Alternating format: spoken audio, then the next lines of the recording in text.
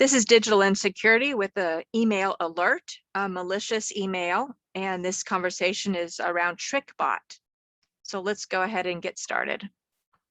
Okay, this is PC Gamer. This came in within the last 24 hours. It was actually less than that for the post. And this is by Dave James on PC Gamer, and he's announcing, watch out for your email inbox because of one of the biggest ransomware botnets has come back. So again, really watch your email, pay attention. We've talked quite a bit about phishing and switching disguised emails. The addresses might have a letter missing or letter added, and yet it's a whole different scam that's coming through. So in this case, after being taken down by Microsoft and the Pentagon ahead of the 2020 give your opinion, because I don't think that word is still banned here. The group behind Trickbot is up and running again. So let's take a peek at that. So again, pay attention to your email. The Russian-speaking ransomware group taken down by Microsoft and the Pentagon last year is back up and running and ready to infect a whole new tranche of machines. So yeah, time to be really careful about what links and attachments you click on in unsolicited emails. Again, don't go after the shiny object. Curiosity seriously kills the cat here. The group, known by the moniker of its Trickbot malware, was targeted by the Pentagon Cyber Command because of fears that it might decide to interfere with the voicing of an opinion. A series of coordinated attacks were launched against infected systems in September of 2020, pointing them at a local address rather than a Trickbot control server. And it looked like the debilitating efforts succeeded, at least temporarily. Microsoft had also got in on the action, apparently on its own cognizance, tracking down the servers actually being used by Trickbot botnet. So botnet, again, nobody's sitting there, it's just AI running. And this is again an example that they don't care about you. They're not trying to get into your computer. They are just every millisecond, another millions is going out and they're gonna get in wherever they can. Working with ISPs in Latin America, Microsoft was able to obtain court orders, which meant they could disable the IP addresses that were connected to those servers. Because of the decentralized nature of the group, reportedly spread out across Ukraine, Russia, Belarus, and other Eastern Europe locales, it's almost impossible to put these sorts of groups out of good action for good. It's cloud servers. They hop around and move. It's like whack-a-mole. And despite the arrest of a 55-year-old apparently facilitating the spread of Trickbot, there's a lot of evidence that it's winding back up again. So there are reports that go back as far as January, and here we are in July, and we're finding out about it, that malware attacks bearing the essential hallmarks of the Trickbot campaign were happening across North America. Menlo Security said that while Microsoft and its partners' actions were commendable and Trickbot activity has come down to a trickle, the threat actor seems to be motivated enough to restore operation and cash in on the current threat environment. And now there's reports from another security firm, Fortinet, which is also headquartered here in Silicon Valley, which claims the group has helped birth another strain of the ransomware called REvil. Bitfender, also another security company, is now reporting that Trickbot infrastructure has been returned to operation and has apparently been seen it's setting itself up for a fresh wave of new attacks. So here you go. If you don't know who it's coming from or you're not expecting it, then don't go after the shining object. If it is an email that you are expecting and there's any doubt or misspellings that you just don't think should be there, check out the address that it's coming from and see if there's any what would be called typos or misguides, or if there's anything else in the email. This is, it's going to come up really fast through the summer. Okay, here we've got another one. This is David Neild on Microsoft News Science Alert. Record-breaking Chinese supercomputer marks new quantum supremacy milestone. This was also posted last night. We've got another quantum computing milestone to report. The researchers in China unveiling a super advanced 66-qubit quantum supercomputer called Zuchongji. I apologize for that pronunciation, which by one important metric is the most powerful machine of its kind ever to date. Remember the IBM computers that would take out up an entire warehouse in order to run little dot matrix printouts? Well, here we go. We're way far beyond that, leaps and bounds. The performance of this is undoubtedly impressive. It finished a designated quantum benchmark task in 70 minutes, and its creators claim the world's most powerful classical non-quantum supercomputer to date would need around 8 years to get through the same set of calculations. 8 years versus a little over an hour. So it can claim the quantum supremacy, a status in quantum computing that indicates a machine can complete tasks beyond the best classical computers. So this is amazing. We talked yesterday about what all information China is gathering. DNA is one of them. They're gathering all the data, and they're able to now assimilate it and analyze it and then dispense it on a massive scale. So this is Chinese supercomputer marks new quantum supremacy milestone. Next one we have here, Microsoft did a door-to-door router replacement to stop Trickbot malware. So this came out on Monday. This is A.D. Robertson. Microsoft says it's gone door-to-door replacing routers compromised by the Trickbot malware in Brazil and Latin America, hoping to squash an international hacking group.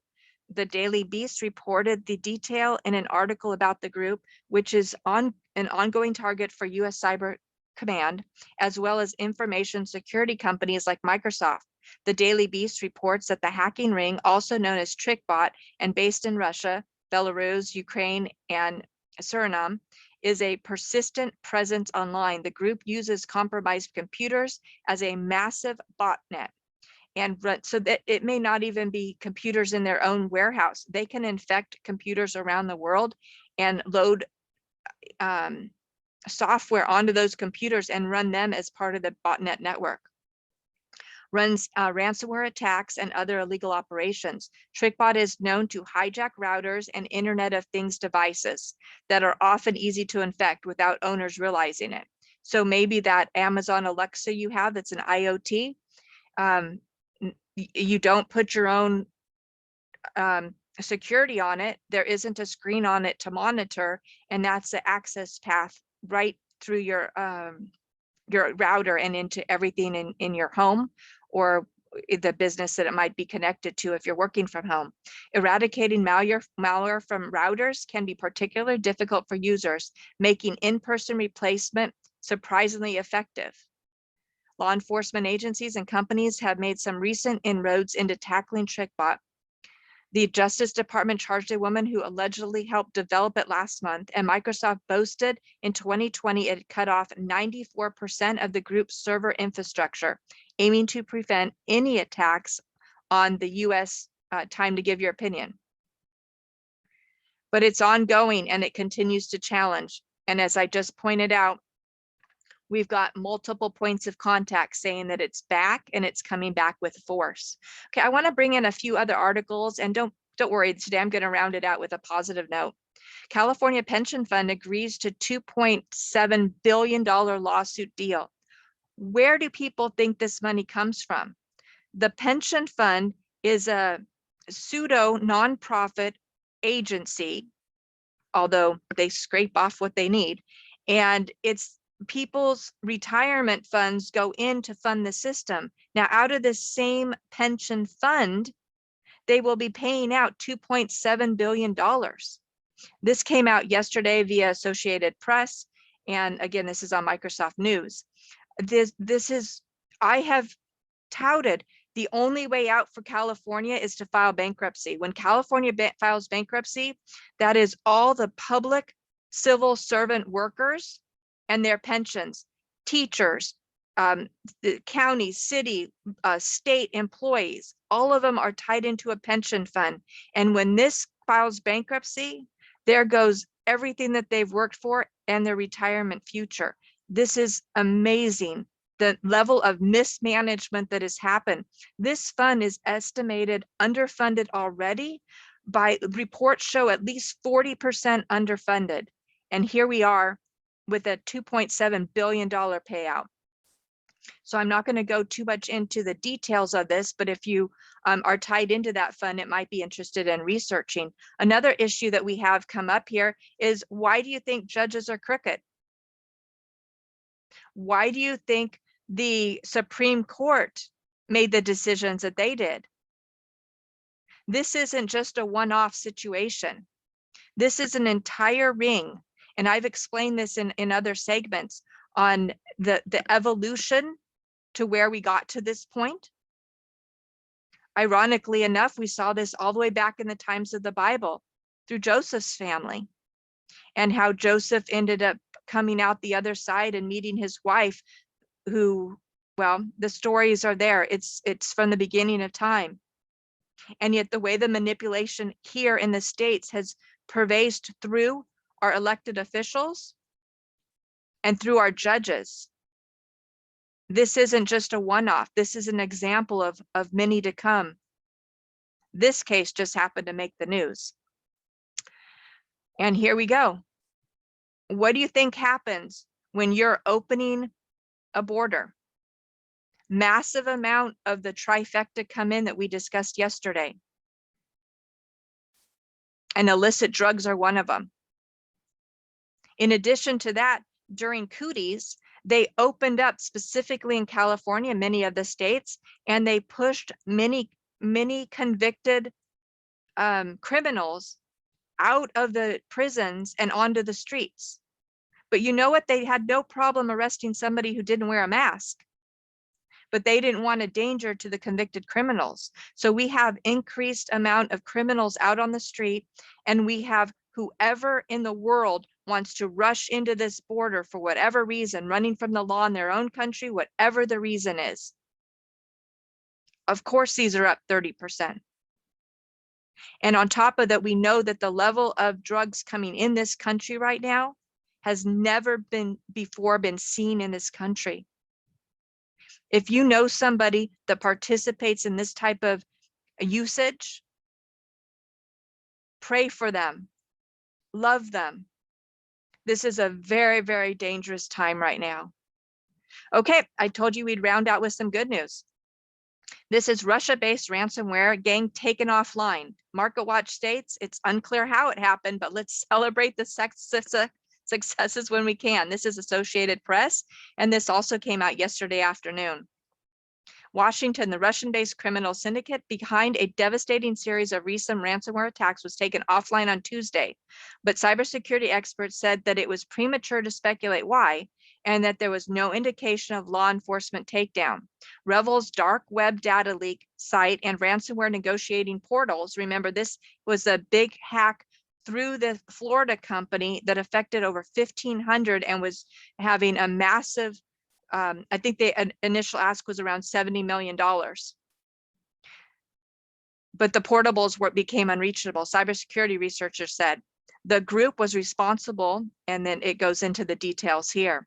And every time I see this, the number goes down. Pretty soon it'll only affect 5 businesses when they come back in here. There's no immediate public signs that the government had anything to do with the REvil appearing offline. It was also possible that the group was laying low after the attack or switching methods, as we did expose them. The security scorecard.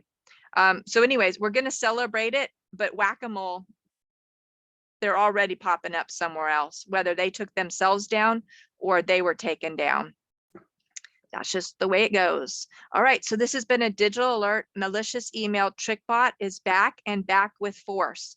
Be aware, be cognizant, and pay attention to what you're inviting into your computer, which, as we know, really runs our life right now. Digital insecurity.